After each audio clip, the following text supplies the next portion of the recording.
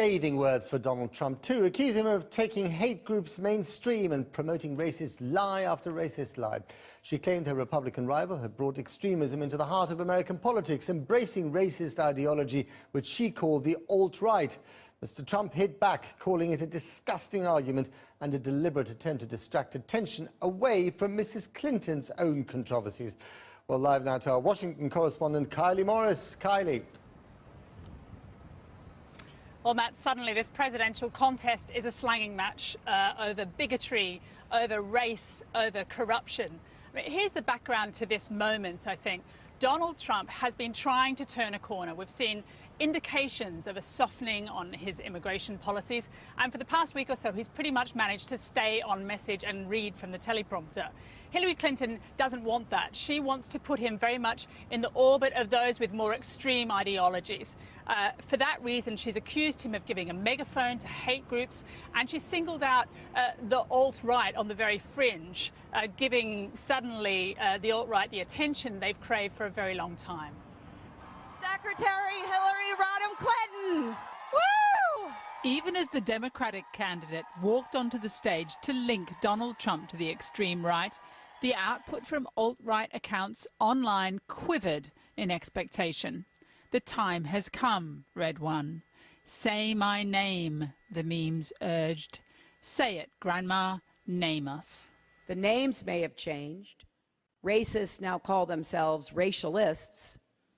White supremacists now call themselves white nationalists. The paranoid fringe now calls itself alt-right. But the hate burns just as bright. She says the Trump campaign has lifted up a hate movement.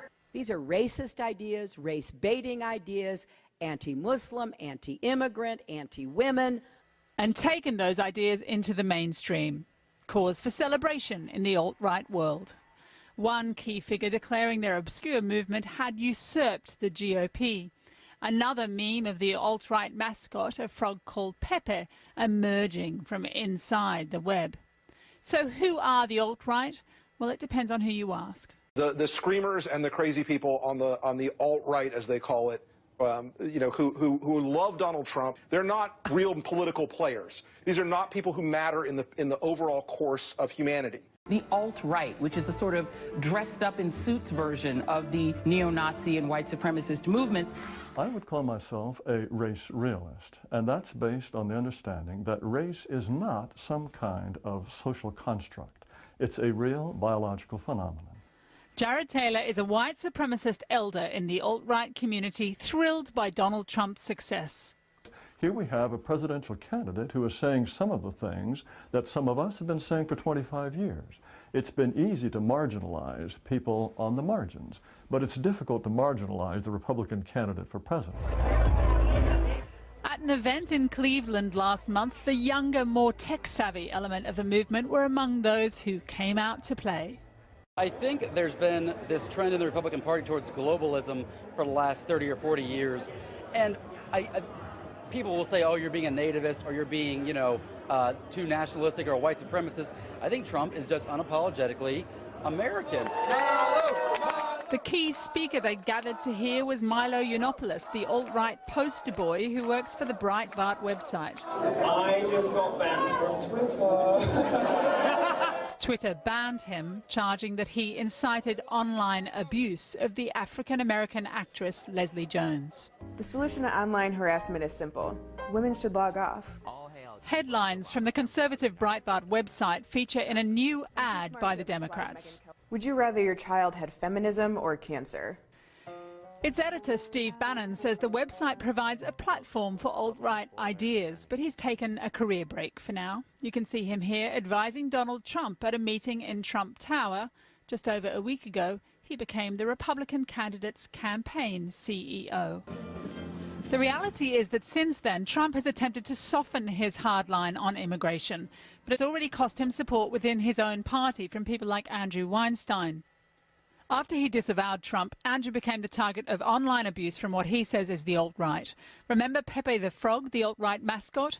Here he is putting Andrew, who's Jewish, into an oven. And here, well, you can see for yourself. These people live in the shadows. They thrive on fear and threats. And I think the only way to purge them from our system is to step out and shine a bright light on them and expose them for what they are.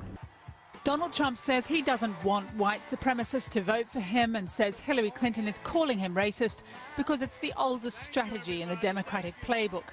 But it's put him on the defensive at a time when he needs America to focus on her connections, not his.